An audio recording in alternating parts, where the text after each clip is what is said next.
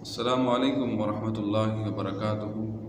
ان الحمد للہ والصلاة والسلام علی اشرف الانبیاء والمرسلین۔ معزز ناظرین گرامی، آج ہم ایک نئے سلسلے کو لے کر آپ کے سامنے حاضر ہوئے ہیں، جس میں قربانی کے بارے میں اور قربانی کا پس منظر کیا ہے، قربانی کی حکمت کیا ہے۔ اللہ تبارک و تعالی نے قرآن مجید کے اندر سورۃ حج میں ارشاد فرمایا، وَلِكُلِّ أُمَّةٍ جَعَلْنَا مَنْسَكًا لِيَذْكُرُوا اسْمَ اللَّهِ عَلَى مَا رَزَقَهُم مِّن بَهِيمَةِ الْأَنْعَامِ کہ ہم نے ہر امت کے لیے قربانی کو فرض کیا ہے، یعنی ہر امت پر ہم نے قربانی کو رکھا ہے۔ حضرت آدم علیہ السلام سے لے کر حضرت محمد الرسول اللہ صلی اللہ علیہ وسلم تک ہم نے قربانی کو ہر امت پر جو ہے وہ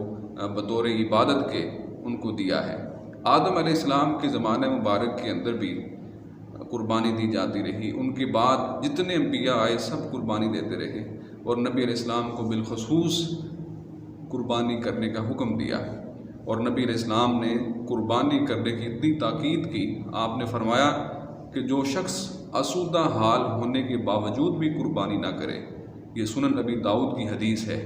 فرمایا کہ جو آسودہ حال ہونے کے باوجود بھی قربانی نہ کرے، یعنی اس کے پاس اتنی پیسے حیثیت ہے کہ وہ قربانی آسانی سے خرید سکتا ہے تو وہ نہیں کرتا، رسول اللہ صلی اللہ علیہ وسلم نے فرمایا وہ ہماری عیدگاہ کے قریب بھی نہ آئے نماز پڑھنے کے لیے، یعنی اتنی وعید، اتنا سخت نبی علیہ السلام نے موقف اختیار کیا کہ اگر وہ قربانی نہیں کرتا تو وہ ہماری عیدگاہ کے قریب بھی نہ آئے۔ تو اسی لیے قربانی یہ اللہ کا حکم ہے۔ اللہ نے فرمایا قل ان صلاتی ونسکی ومحیای ومماتی للہ رب العالمین، یعنی اے پیغمبر آپ ان کو کہہ دو کہ میری نماز، میری قربانی، میرا جینا، میرا مرنا یہ اللہ رب العالمین کے لیے ہے، یعنی نماز کے ساتھ اللہ نے قربانی کا ذکر کیا۔ پھر اللہ پاک نے سورۃ کوثر کے اندر ارشاد فرمایا کہ فصل لربک وانحر، اے پیغمبر آپ نماز پڑھیں اور قربانی کیجیے۔ تو قربانی ایک بہت بڑی عبادت ہے، اور پچھلی امتوں میں جو قربانی کی جاتی تھی اور جو ہم قربانی کرتے ہیں اس میں بڑا فرق ہے۔ پچھلے زمانوں کے اندر جو قربانی کی جاتی تھی اس میں وہ لوگ خود نہیں کھاتے تھے، بلکہ جو جانور یا کوئی بھی چیز وہ اللہ کے راستے میں جب قربان کرتے تو وہ میدان کے اندر رکھ دیتے، آسمان سے آگ اترتی اور اس چیز کو کھا لیتی، اور وہ خود بھی اس سے مستفید نہ ہوتے تھے، اور جس کا کوئی صدقہ یا قربانی آسمان سے آگ اتر کی اس کو کھا لیتی، ختم کر دیتی، اس کا قبول ہو جاتا، اور جس کی چیز ویسے پڑی رہتی اس کا وہ سمجھتے کہ اللہ پاک نے اس کو قبول نہیں کیا۔ اللہ نے ہم پر دو بڑے احسان کیے، ایک یہ کہ جو ہم صدقہ کرتے ہیں اللہ کے نام کا خود بھی کھاتے ہیں، اللہ نے ہمیں اجازت دی ہے، اور پچھلی امتوں میں یہ چیز نہیں تھی، یہ اللہ کا بہت بڑا احسان ہے۔ پھر اس کے علاوہ اللہ تعالیٰ نے ہماری نیکی کی قبولیت اور ناقبولیت کو چھپا لیا ہے، پردہ ڈال دیا ہے۔ ہم یہی گمان کرتے ہیں اللہ پاک سے کہ اللہ نے ہماری ہر چیز کو قبول کر لیا ہے، لیکن ان کو پتہ چل جاتا تھا کہ کس کی قبول ہوئی ہے کہ کس کی قبول نہیں ہوئی۔ اور اسی طرح اللہ پاک نے سورۃ مائدہ کے اندر ارشاد فرمایا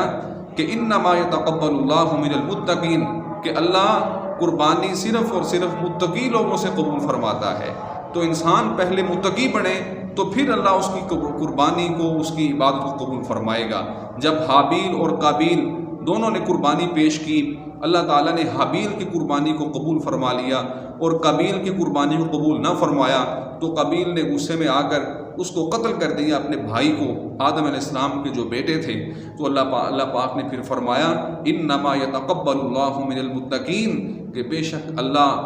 اللہ پاک صرف اور صرف جو متقی لوگ ہیں انہی کی قربانی اور انہی کی نیکی اور کوشش کو قبول فرماتا ہے۔ تو یہ ایک شرط لگا دی ہے کہ اگر کوئی شخص اپنی عبادت، اپنا صدقہ، اپنی قربانی اللہ سے قبول کروانا چاہتا ہے تو وہ پہلے